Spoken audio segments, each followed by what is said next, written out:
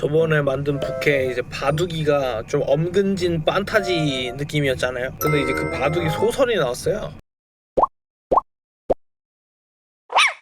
세계에는 많은 나라가 있고 다양한 인종이 있지만 옛날 이야기들은 대부분 비슷비슷하다. 이르건대 사람의 모습이지만 사람이 아닌 괴물이 있다더라. 이르건대 사람의 소원을 들어주는 무언가가 있다더라. 이르건대 죄 지은 자는 벌을 받고 착한 사람은 상을 받는다더라. 하늘을 가득 메운 먹구름에서 비가 쏟아지기 시작한 지도 어느덧 3일째이다. 길을 다니는 사람들 모두 옷이 젖기 싫어서 로브를 머리끝까지 뒤집어 썼으며 한시라도 빨리 비를 피하고자 바삐 발걸음을 옮겼다. 그런 인파 속 유달리 한 인물만이 주위를 조심스레 살피며 도심 외곽의 골목길로 빠져나간다. 세 번째 골목 가장 깊은 곳에서 검게 칠해진 늑대 문양이 그려진 낡은 집을 발견한 그는 조용히 문을 두들긴다. 그 빗소리에 못 들었을까 다시 문에 손을 가져다 대는 순간 삐걱거리는 쇳소리와 함께 문이 열린다. 용무가 있으면 들어오고 아니면 그대로 나가주었으면 하는구먼. 비가 들어온단 말이지. 죄송합니다. 그러면 실례를 무릅쓰고 들어가 보겠습니다. 퍼뜩 정신이 든 그는 로브를 벗으며 안으로 들어갔다. 그래, 무슨 용무가 있어서 이런 낯선 노인네가 사는 집에 왔는지 물어봐도 되겠는가, 기사 양반. 검은 늑대는 황금으로서 사람의 소원을 들어준다고 했습니다. 그런 이상한 소문을 쫓아 온종일 돌아다녔는가? 아닙니다. 뜬 소문이라고 생각했으면 이런 꼴이 될 때까지 찾지 않았습니다. 혹여 잘못 찾아왔다면 용서를 빌고 나가보겠습니다. 그렇게 고개를 숙이고 나가보려던 기사는 주먹으로 책상을 치는 소리를 듣고 몸이 멈추었다. 하는 행동이 마음에 드는군. 이리 와서 앉게. 여기는 소원을 들어주는 마법의 장소나 다름이 없지. 물론 우린 요정이 아니니 대가를 받지만 말일세. 무엇을 바라나? 혹시 사람도 죽여주십니까? 모든 일엔 대가가 따르는 법일세. 젊은이, 사람을 죽이는 건 꽤나 비싸다네. 괜찮습니다. 가진 돈을 깡그리 털어서라도 내겠습니다. 그런데 문제가 있습니다. 뭔가? 그가 마법사입니다. 혹시 웃기려고 이런 이야기를 하는 건 아니겠지? 자네 같은 사람들 열마차를 모아놔도 마법사 한 명에겐 손끝도 닿지 못할 걸세. 압니다. 알아도 정말 절박해서 그렇습니다. 이 마르는 왕국 역사상 훈장을 받은 기사는 손가락으로 셀 수 없네. 물론 마법사 또한 그렇지. 기사는 없기 때문이고 마법사는 셀 수도 없기 때문이야. 그걸 알면서도 묻는 건가? 아니 그게... 죄송합니다. 이만 나가보겠습니다. 일어나 나가려던 그에게 노인의 목소리가 들렸다. 그런데 이게 가능하다면 믿겠는가? 가능하다면 얼마라도 내겠습니다. 제발 한 번만 도와주십시오. 다시 뛰어들어온 기사는 노인의 발치에 무릎을 꿇었다. 일단 그 마법사에 대해 상세히 알아야겠군. 실력이 높던 낮던 그건 중요한 게 아닐세. 어떤 사람인지가 좀 더 중요하거든. 예, 그럼 말씀드리겠습니다. 우선 생김새는... 기사의 이야기는 장작이 잿더미가 되어갈 때쯤 끝났으며 이야기를 듣고 맡아준 노인에게 감사한지 눈물과 감사의 인사를 남겼다. 마르넨 왕국의 북쪽 대륙의 중심을 가로지르는 잿빛 산맥. 노인은 짐을 챙기고 따뜻한 의복을 껴입은 채로 밤새 산에 올라왔다. 사람이 살기 힘들어 보이는 환경이지만 새벽임에도 노인은 설산을 오르고 있다. 그의 목적은 이곳에 누군가를 만나러 온 것이다. 이윽고 주위보다 조금 높은 눈더미를 찾아낸 노인은 손을 바삐 놀려 눈 속에 묻혀있던 항아리를 찾아내었다. 익숙한 손놀림으로 등짐을 풀어 가져온 여러가지 물건들을 항아리 속에 넣는다. 계신지는 모르겠습니다.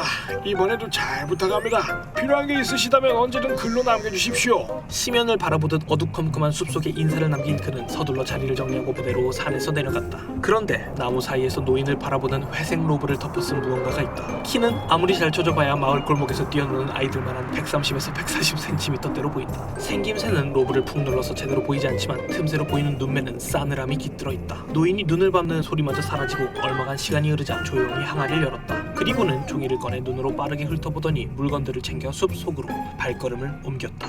3일간 많은 비가 내리던 왕국에는 비가 그치나 싶었지만 이튿날 다시 내리기 시작하였다. 그러나 자신과는 관계없다는 듯 빗길을 눈에 띄는 붉은색 로브를 두른 사람이 걸어가고 있다. 마법을 사용하였는지 빗물이 로브에 묻는 게 아니라 그대로 타고 흘러내린다. 이 젠장 맞을 도신 이제 비만 오는구만. 그의 이름은 핀들 하틴. 여타의 다른 마법사들처럼 어린 나이에 만화를 느끼고 그에 따른 영재 교육을 받아 불과 전기 마법에 특화된 공격형 마법사이다. 문제는 4일 전에 발생하게 된다. 기사 단장과의 트러블이 생겨 기분 좋지 않게 헤어진 날 우연히 가족과 식사하고 있는 그를 음식점에서 만나게 되었다. 단란해 보이는 그의 가족을 보자 문득 화가 난 그는 단장을 불러내었다. 이봐 자네, 고작해야 칼질이나 좀 하는 나부랭이들 몇 놈이 끈다고 뭐라도 된 거 같나? 그렇게 생각하시면 곤란합니다. 그때는 니들 같은 놈들은 세상이 널렸어. 나 같은 사람들이야말로 선택받은 사람들이야. 하늘이 우리를 골랐다고. 맞는 말씀이십니다. 하지만 마법사가 말씀하시는데 자꾸 토를 달려하기에 기사단장이 따귀를 후려쳤다. 그러자 아들로 보이는 꼬맹이가 달려나와 그 조망만한 손으로 무릎을 치는 것이 아닌가.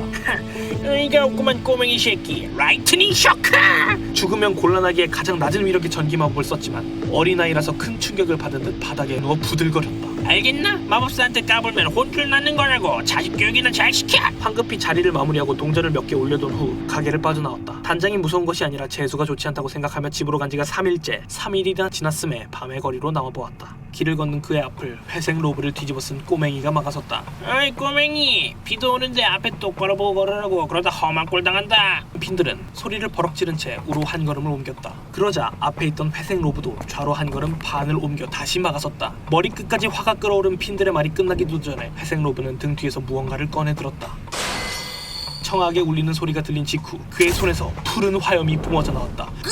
비를 피하기 위해 미리 둘러두었던 보호 마법이 크게 요동치고 빠르게 눈을 돌리자 바닥을 굴러다니는 쇠구슬이 보인다. 가슴을 부여잡고 회색 로브를 바라보자 무엇을 했는지 알 것 같다. 로브 바깥으로 빠져나온 작달만한 손에는 도끼날이 달린 총을 한 자루 들고 있었다. 총이라는 물건은 최초 발명 당시엔 쓸만해 보였지만 빠르게 사장되어 갔다. 우선 첫 번째, 명중률이 활보다 많이 떨어졌다. 그저 화약의 힘으로 쇠구슬을 밀어내는 물건이라 어디로 튈지 가늠이 되지 않는다. 다음으로 두 번째, 활과 다르게 비가 오면 발사 자체가 되지 않는다. 비가 올 때에 명중률은 둘째치고 발사조차 되지 않는다면 문제가 크다. 마지막으로는 보급의 문제이다. 화약은 보관의 문제가 컸으며 폭발 사고 또한 도사리고 있다. 이를 피하기 위해 만화를 사용하는 만화 플린트락이 나온 적이 있다. 만화를 이용하는 총기는 정확하고 강하며 날씨에 큰 영향을 받지 않았다. 하지만 만화를 운용하는 마법사만이 사용할 수 있기 때문에 이미 마법이라는 무기를 다루는 대다수의 마법사들은 큰 사용성을 못 느꼈고 곧 사장되었다. 그러니 이 로브 자식이 박물관에서 볼 법한 만화 플린트락을 쓴 이유는 단 한 가지. 만화를 다룰 수 있게 태어났지만 마법을 배우는 대신 먼지 낀 도구에 의존하는 열등한 반푼이 자식이란 것이다. 빌어먹을 반쪽아린 놈이 내가 누군지 아느냐? 라이트닝 쇼크! 빠르게 영창을 끝마치고 완드를 겨눈다. 하얗게 전기가 일어나는 마법진이 생기고 발사하려던 순간 회색 로브의 발치에 있는 그림자가 꿈을 통하고 움직이는 느낌과 동시에 마법진의 금이가 부서져 내렸다. 이상함을 느낀 핀들은 뒤로 한 걸음 뛰었다. 마법이 나가진 않는다고? 그렇다면 파이어볼! 붉게 타오르는 마법진이 완드 끝에서 춤추고 그대로 집어던지려는 순간 그림자 속에서 형태를 갖춘 무언가와 눈이 마주치고 거칠게 잡아 뜯겨지는 느낌과 함께 마치 존재하지 않는 듯이 마법진이 사라졌다. 이런 빌어먹을 놈이 무슨 짓을 한 거야? 너는 마법도 제대로 못 쓰는 반풀이 자식이잖아! 마법을 쓸 수 없고 상대도 마법을 쓸 수 없다면 남은 것은 체급의 차이를 이용한 육탄전이 바람직해 보인다. 마음먹은 핀들은 자세를 바로잡은 후 한순간에 힘을 주어 뛰쳐나갔다. 꼬맹이는 자신을 향해 총을 겨누고 발사한다. 밝게 빛나는 푸른 화염, 그리고 화염 속에 숨어있는 검은 늑대? 늑대 아가리가 다튀는 것을 희미하게 본 직후 흐릿하게 몸을 방어해주던 방어 마법이 한입 뜯겨져 나갔다. 그리고 엄청난 충격이 그를 덮쳤다. 핀들은 비가 내리는 하늘을 바라보며 누워있었다. 간신히 고개를 들어 내려보니 가슴팍에 흉한 구멍이 생겼다. 마법을 먹는 늑대라니. 숨이 제대로 쉬어지지 않고 팔에는 힘이 빠진다. 조용히 발걸음을 옮기는 소리가 들려 앞을 바라보니 그 꼬맹이가 서있다. 밑에서 보니 로브 안이 살짝 들여다 보인다. 잿빛 머리카락, 싸늘한 눈매, 갸름한 외모, 여자애처럼 보이는데 실력이 매섭기 그지없다. 손에 든 총을 하늘 높이 들어올리고 핀들의 어깨를 발로 밟아 고정한다. 이놈은 됐지요. 화유금이 울려 퍼지고 핀들의 의문은 끝이 났다. 회색 로브는 도끼날이 잘 빠지지 않는지 낑낑거리며 뽑아내었다. 바닥에 나뒹굴던 쇠구슬과 가슴팍에 박혀있는 쇠구슬을 수거한다. 로브에 대충 문질러 닦아낸 후 자리를 벗어나자 노인이 부하 몇 명을 이끌고 자리에 나타났다. 이미 몇 번 해보았다는 듯이 능숙하게 자리를 정리한다. 서둘러라. 걸리게 되면 일이 복잡해지니. 목적지는 왕국 끝단에 있는 바닷가이다. 썩은 고기를 물고기들은 무척 좋아할 테니까. 잿빛으로 빛나는 설산은 오늘도 어둡게 빛나고 있다. 뭐냐고, 이게 팬소설이냐고. 바둑이로 팬소설이 이렇게 나오네요. 그리고 은연중에 디테일이 들어있는 게 좀 열받거든요. 굳이 언급할 필요 없지만 키가 작은 걸 언급하고 갸름한 미모를 언급하고 도끼 힘들어하면서 낑낑 뽑아낸다고 표현하냐고. 어쨌든 정말 잘 읽었습니다. 바둑이를 이용해가지고 시청자분들이 소설을 써주시고 있는데 요거를 한번 유튜브에 올려보고 반응이 좋으면은 진짜로 소설 쓸 줄 아는 시청자들 모아가지고 노벨 피아 연재를 해보는 것도 진짜 괜찮을 것 같아요. 나중에 한번 생각해 보겠습니다, 여러분.